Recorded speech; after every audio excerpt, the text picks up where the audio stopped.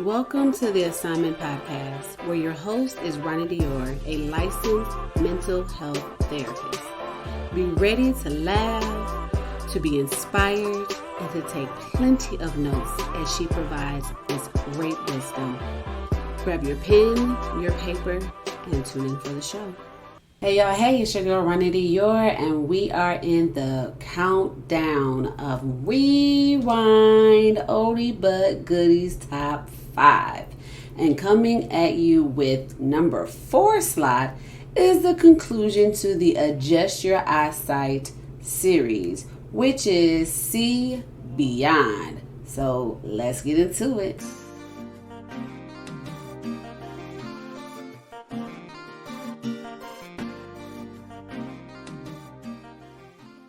Remember playing I Spy as a child? I spy with my little eyes something yellow. And then your friends have to look around and try to find the exact item that you see. Now there could be multiple yellow things in that room, but they have to find the one item that you're locked in on. They must see what you see. And sometimes you mess with them and say something that's either so small that you got to really zoom in on, or not at regular eyesight, like the sun. And you know they won't think about it, but the sun is yellow. And although you were playing with them, trying to make it hard on purpose, ultimately you did that for one of these 3 reasons. A, you didn't want them to see what you saw. B, you didn't want them to figure it out so quickly. Or C, you weren't playing around at all. You did have your eyes set on higher things. And that's the subject of today's message. Adjust your eyesight, because it's beyond what you see.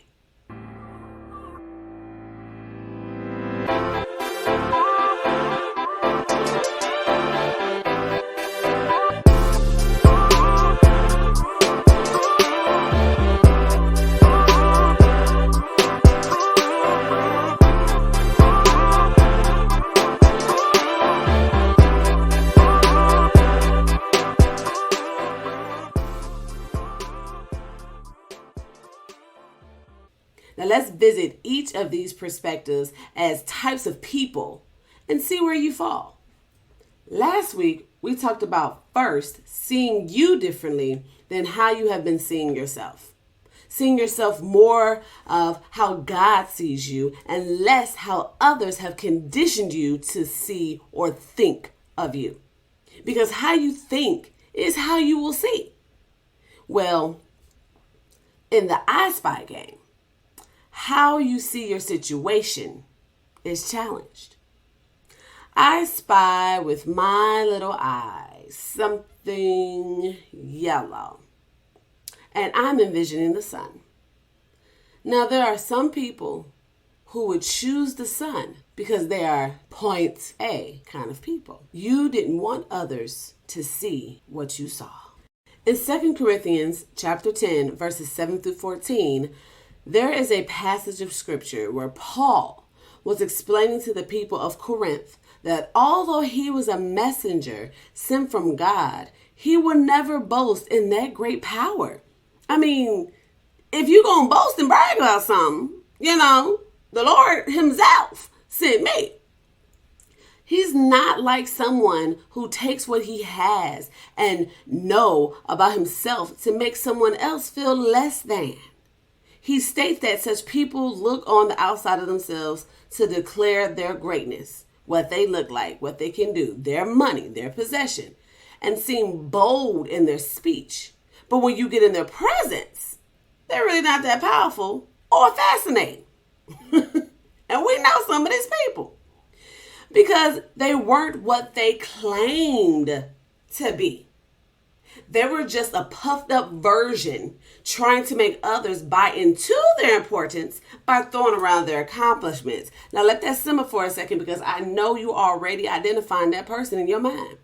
Now, Paul goes on to mention that his authority isn't so he could boast about having authority, but that he may be able to help others. See, some people say, I spy with my little eye something yellow, and it's the sun, because they are in a position in their life where they have finally arrived at their next level. They've acquired the wealth that they were searching for. They made it to the top, but they don't have it in their heart or their mind to help anyone else see the sun. It's like a boasting position. I can see it, but you can't. Now see, it's lonely at the top because you're not trying to help anyone else get up there. You want to be the only one to see. But let's be honest. The vision God gave you wasn't for you. It was for the ones connected and assigned to you.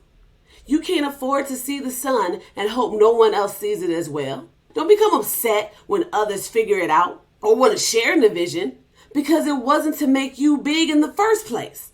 It was to draw all men unto Christ. He said, if I be lifted up, I will draw all men unto me. So you're just being elevated so that he can be exposed. When he places gifts, talents, and visions inside of us, it's to bring him glory, that we may reverence him and bring our gifts back to him. As he elevates us, he is being elevated. Now the sun, you can see. That's fair if that's what you see. But don't become contempt when others see it too. The oil didn't just fall on you. You are not the only person that can lay hands on the sick and they recover. There are many members, but one body. We are all important. Now you thought about that business idea? So did they. You thought about a book concept? They thought about another one too. You thought about the idea that would help the company that you work for, and others can assist to bring it to pass. You don't have to do it by yourself. The word says one will send 1,000 to flight, but two can send 10,000 to flight. Now, I don't know about you, but I know I need assistance because I'm trying to send about 10,000 plus to flight. Do you hear what I'm trying to tell you? So that means I'm going to need some more paper. I cannot afford to play I Spy with my little eye by myself and others not see. Now, the second reason that you may spy with your little eye something yellow, and it's the sun, is if you are point B type of people. You didn't want them to figure it out so quickly. Now, you didn't mind them seeing what you saw. You didn't mind them getting the wealth as well. You didn't mind them buying another home or a home about the same size as yours or on the same block as yours. You didn't even feel, no kind of way when they got married about 6 months after you did. And they had their first baby or they're growing their career. No, you don't mind them flourishing, right? But you want to be the first one to do it. You'll share the light, but you don't want it to shine on no one else first. You want it to shine on you first. Now let's think about that for a second. A point B kind of person will eventually share the secrets of success with people. Eventually. They will eventually reveal the tips and the tricks that can help somebody else reach this level of wealth. This person will eventually use their gifts to help others. But what's first important is that they get it first and then show others that they got it first while others are still trying to figure it out. Not only do they want to be the first ones to get it, to obtain it, to reveal it, to know it, they are well aware that at some point they're supposed to help other people. But what comes into mind first, let me get it. Let me show y'all I got it before y'all did. Then I help y'all to see. You got to be careful of this kind of person. They do not mind if you wander around in the dark. See, the person from point A, they wanted to keep you in the dark. They didn't want you to see the sun. But the point B type of person, they'll turn the light on so you can see. But they enjoy seeing you sightless even for a little while. It makes them feel special and validated that they broke the code. Have you ever had that one family member who made it out the hood first, made it off the block, got out the neighborhood, moved out the house first, went off to college, made it out, but act like they can't call nobody? You can't call nobody. They get the goods, they disconnect ties, and then eventually they reach back. Now, this is not to be confused with the one that leaves to gain the knowledge. They go tend to the field, so then when they reach back, there is something to give. So don't get this confused with, well, I'm just trying to make it out for my family, and then no, I ain't talking about you, boo. I'm not talking about the one that's like Abraham, who was told to leave his homeland and go build, or Joseph, who was sold off to slavery that later benefited his family. No.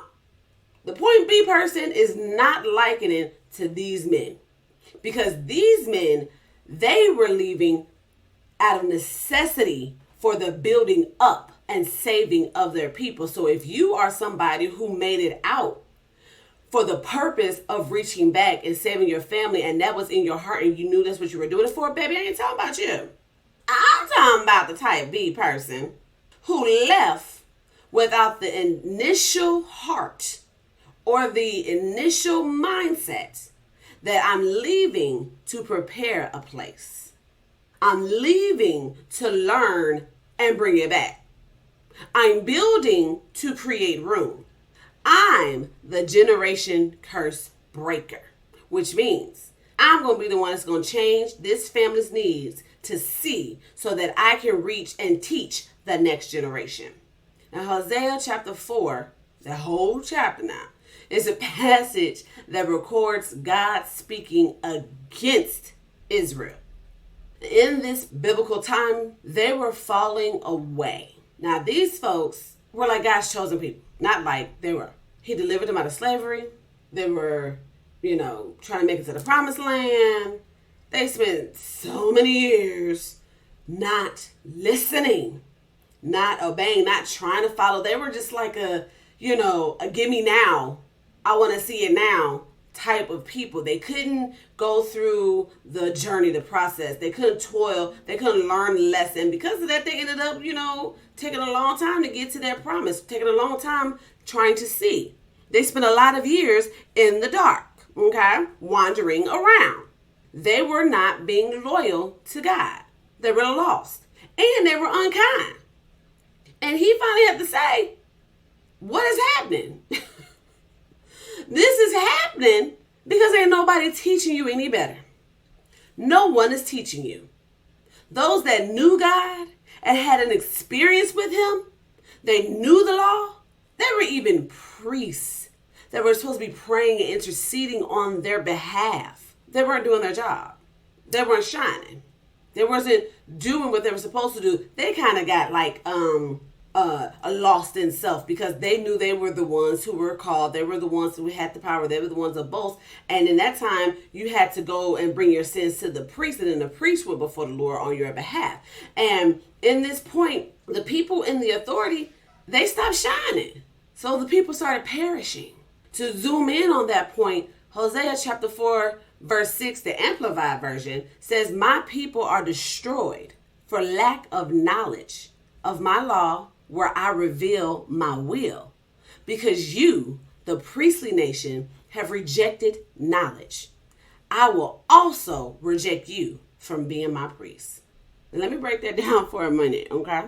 The people that the priests were assigned to are not able to develop and grow, therefore are destroyed, because the priest is not sharing the law, the wisdom, the instruction, or the knowledge, which is where God's will for these people's lives will be revealed. I have to turn the light on and let you shine so that I don't just have a vision for my life, but so that you can also see the vision for yours. The priest rejects knowledge because there are times that the person that is supposed to help you aren't open to receive or they're getting too puffed up in themselves that they can't hear from God anymore, or even take in the fact that someone else can speak to them. This is that person that feels like they know it all, they got it all, they don't need your help, they went to the college, they got the information, I know how to do this, I've been doing this for 7 years, I've been doing this for 20 some years. Be careful of the ones that are uncoachable around you. We are ever students, even when we are called to teach. Do not be responsible for the people perishing because you won't share your knowledge, your testimony, or you stop receiving knowledge and you don't want assistance. Now, to be inclusive, you also have the type of person from point B that allows you to see what they see, but only for a little while. See, these people, they turn on the light. But if you don't get it in their time frame, if you don't see when they want you to see, if you don't pick up what they putting down immediately, they turn their life back off and call it lost hope. Now, they are willing to teach you. They want to show you. They want to help you. But if you don't grow when they think or do it as quickly as they want you to, or if you're taking too long to get it, yeah, they will abort the mission and stop pouring into you. This looks like stop answering the phone call. They walk away from the situation. They didn't understand the assignments. They forgot that one person plants the seed, another waters it, and God gives the increase. Now, yes, we need to understand when someone is draining you, right? When it's appropriate time to be like, ma'am, it's time for you to fly. Bruh, you're going to have to step out and sink or swim at this point, okay? We are not supposed to be people that someone leeches off of and they never develop and grow for themselves. We don't need someone latching on and they're not gleaning. They're just hanging on. But this is when discernment has to come into place. This is why you pray over discernment whenever you are trying to help someone or trying to reach back. Because before you shine your light, ask God if that dark corner belongs to you. Are you responsible for those people? So you got to be careful because they may not be assigned to you. Are they a part of your assignment is what you need to ask. Are they the assignment? The ones you're actually supposed to reach? Because if they aren't, you will become frustrated when they don't get it. When they seem to not want to listen. Or they're just hanging on but not learning. Because you have started teaching the wrong students. They're not in your class. So you got to go find your class. Because the ones that you're assigned to, they will get it. And you will be able to turn the light on and walk away at the time of flying and leave the light on. That means you will teach them what they need to know. You understand one person plants a seed and the other one waters it and God gets the increase. So you're not tripped up about which person you are in that journey. You're not tripped up about trying to give them the increase because you're not God and you realize that you play a role in the part of their life. So when it's time for them to actually fly, when it's time for them to actually move forward in the thing that they're trying to obtain, you leave the light on and walk away. You know, this is the test time and the teacher doesn't talk during the test. So you let them go through it, but you stay connected for further assistance. You stay connected for a refresher course. You stay connected in case they need prayer. You stay connected for encouragement. You stay connected because you came upon a new tool and you're trying to teach them the new tool. Point B type of people are only point B type of people because no one left the light on for them. So they don't know what it looks like to give back. They only know what they've been taught, what's been modeled before them. Sometimes people teach you that you go get yours. I'm going for mine. Do it just for you. This is all about you. That is not the energy we want to put out, because you're teaching somebody else to be a point B type of person. Did nobody look out for me, so why I gotta look out for somebody else? That was taught to you. That was modeled before you.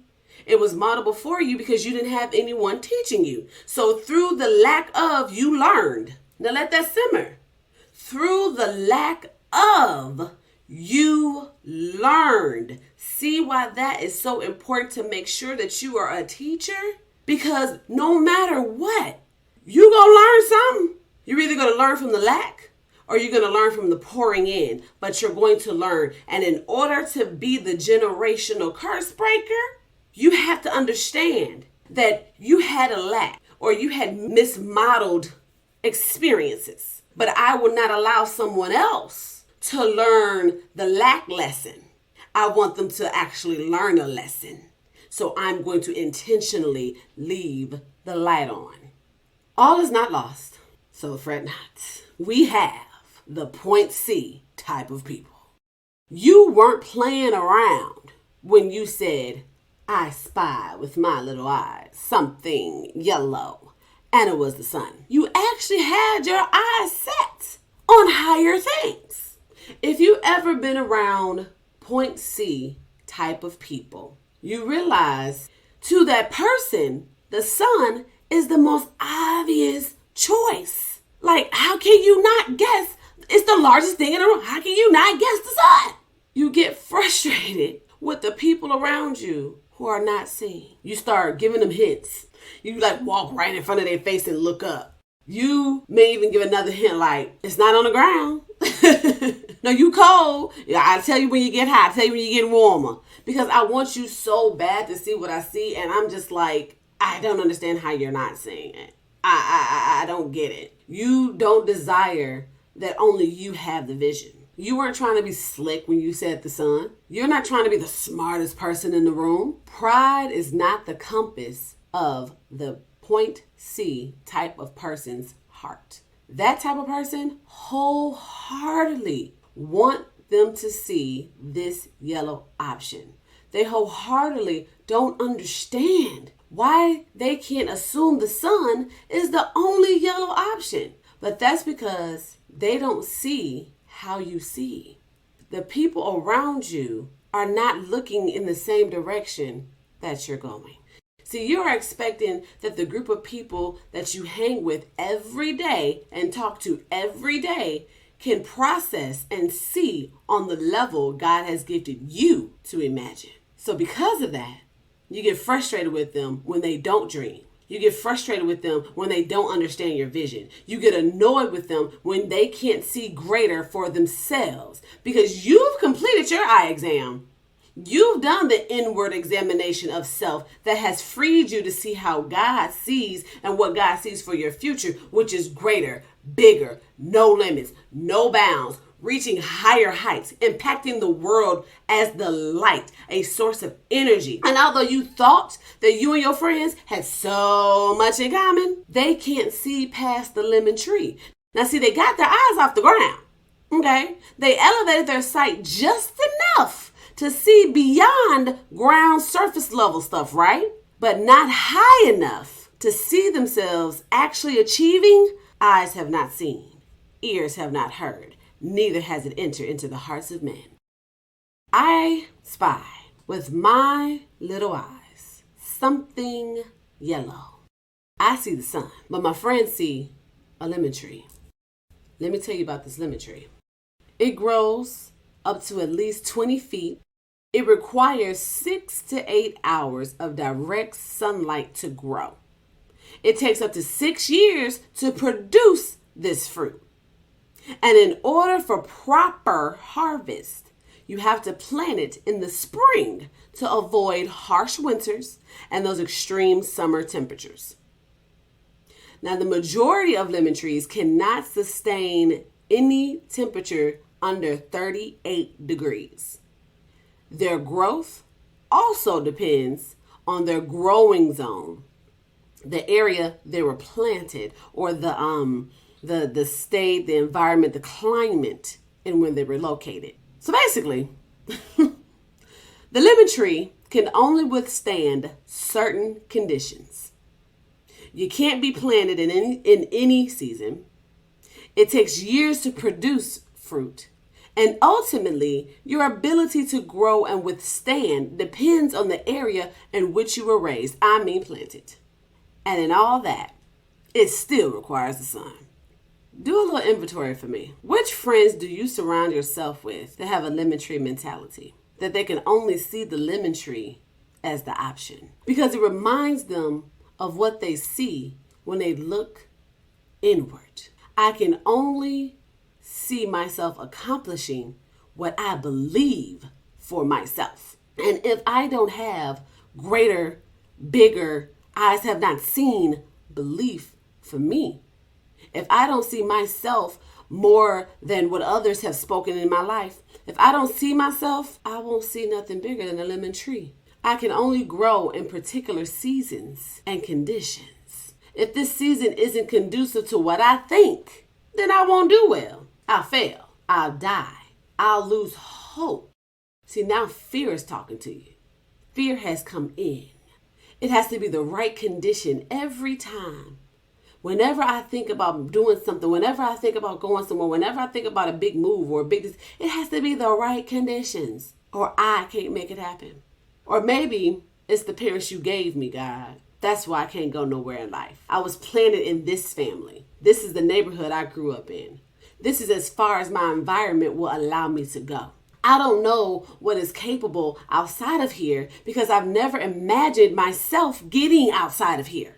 So the fruits I produce and the growth that I have is based on the area that I'm locked in. You have allowed that inward reflection of yourself, how you view yourself, how you view what you can have, your ability, the lack of those positive thoughts about you.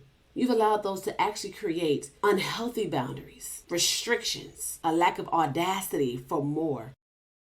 There's a particular gospel artist that I really like, and when I was in my early 20s, I came across his album when he was doing a live concert in Africa, and the album is called Alive in South Africa. His name is Israel Houghton. His song says, "No limits, no boundaries. I see increase all around me. Stretch forth, break forth, release me. Enlarge my territory." That is the sun mentality. That is I spy with my little eyes something yellow, and it's the sun. There are no bounds, no restrictions, endless possibilities, imaginations ready to be imagined, always shining in every season.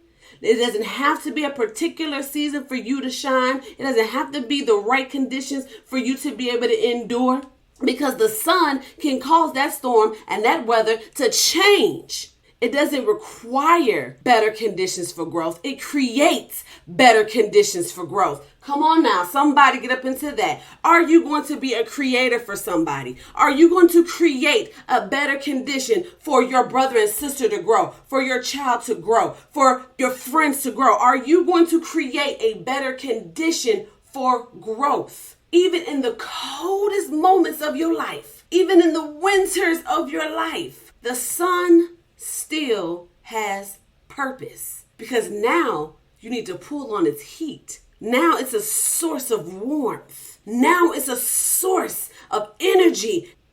You have friends and family that need you to shine so that they may grow. They need you to not only see the sun, they need you to be the sun, because your ability to see the sun gives them the hope that they can eventually see the sun.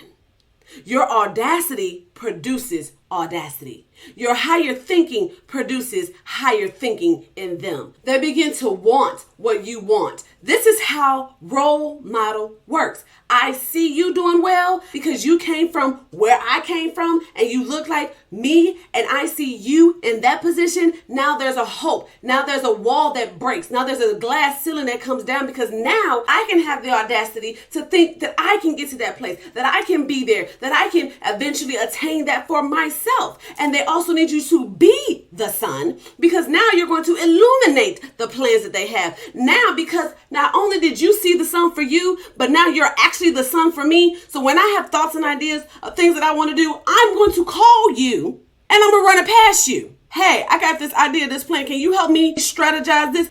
Because you see the sun and started moving different, the people around you now see the sun through you.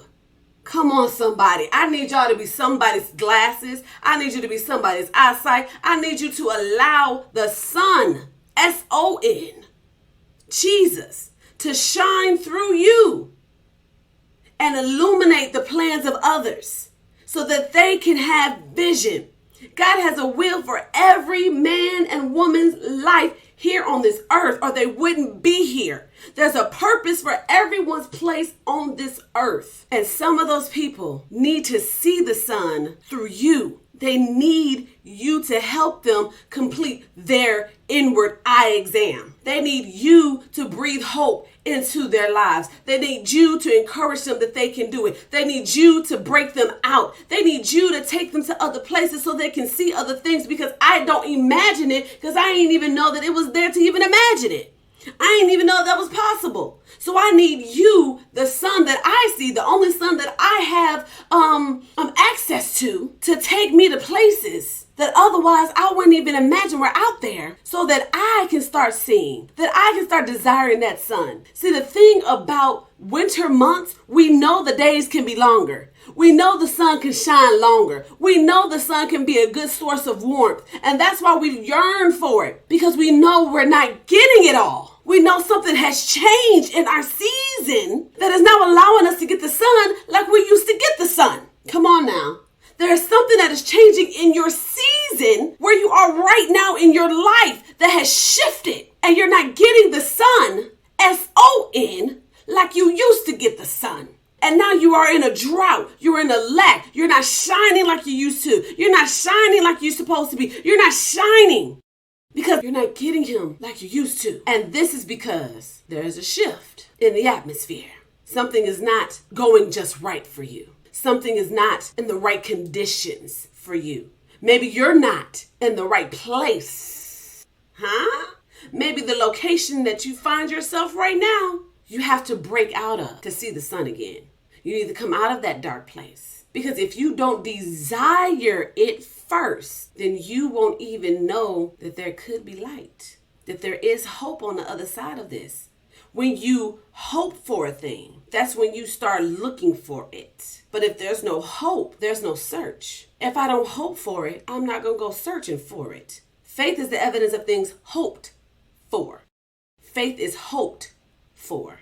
So the thing that you want, the sun that you want to see, the higher thinking, the bigger plans, the better, you have to hope for it. My question to you, are you someone's hope? Are you the sun that needs to shine on someone else so that they can know that they too can become the sun one day? So then they begin hoping and yearning and asking you questions and wanting to glean and wanting to get the information so that they can then grow into a sun. See, this is a lemon tree trying to grow up to be the sun. They want to imagine. They want to reach. They want to expect. They want to believe that when God says, I know the thoughts that I have for you, thoughts of peace and not of evil, to give you an unexpected end. God is able to take what you see and change it. He is the giver of life. He is the source of the sun's shining. So he is fully responsible for changing your eyesight. You are responsible for desiring your eyes to change. Now recall, in the part 1, I said that he was your eye surgeon, that he's going to go in and start changing the way that you see yourself and changing your view. The eye surgeon is so necessary. If I can only change how you see yourself, you will have the audacity to use those same eyes to change how you see your situation. See, here's the thing about that. God is not going to change your situation. He's going to change how you look at it. My God. He doesn't change your situation. He changes the way you look at it. He has to change your perspective over it. See, if you see impossibility, if you see this is not going to change, this is not going to turn around, all this is always happening, it's one thing after another, I don't ever have room to breathe, it's always going to be like this, my family is not going to be better, I'm not going to be better, the people down the street getting it, I don't see why I'm not getting it, I don't see how they're coming up, and I'm not coming up, I've been struggling my whole life, man, it's a struggle bus. If that's all I see, he can't just come in and all of a sudden drop $1 billion in your lap and be like, hey, because that's what you're going to do. You're going to see that $1 billion, and then you're going to see all the problems that come with it too. Because now you have the money, and then you think it's going to fix this, you think it's going to fix that. I don't have enough. This ain't going to be enough. See, I got to help this person, I got to help this person. See how your eyesight ain't changing? You're still seeing problems, you're still seeing lack because of the perspective that you're seeing through. So he comes in and he changes your eyesight. So now when you look again, you see it differently. Yes, right now I'm in the struggle bus, but I no longer will be on this bus. Let me make the changes I need to make. I want more. Let me do the research to figure out how to do this. Let me get the research to figure out how to do that. How do I sign up for this class? How do I enroll in that? How do I apply for that job? How do I move this mountain? Now I got questions. I'm not just allowing myself to be. I'm asking for more. Some of you need to look at that situation again through a different pair of eyes. Once you begin to see yourself as greater, as healed, as delivered, as smart, as intelligent, as creative, as beautiful, you will then begin to see that situation as possible. Let me be the one to create that extra piece. See, now that works better. See, now that is more organized. See, now that has a different groove to it. See, now you can see the change, and then you can be the change. What person are you in the game? I spy with my little eyes something yellow. Are you the type who doesn't want anyone else to see?